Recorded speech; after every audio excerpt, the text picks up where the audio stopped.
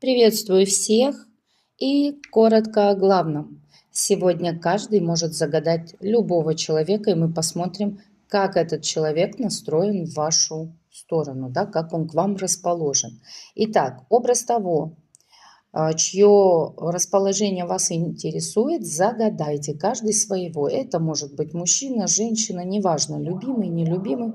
Мы посмотрим общую картиночку, да.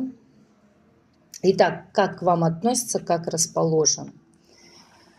Так, тот, кого вы загадали в этот расклад, неважно, мальчик, девочка, да, мама, папа, любимый, нелюбимый, у него на вас двоякое, у этого человека двоякое впечатление на вас. То есть, с одной стороны, вы этому человеку очень интересны, у вас одинаковые взгляды на жизнь, а с другой стороны, есть какие-то «но», и они у каждого свои. Интересно?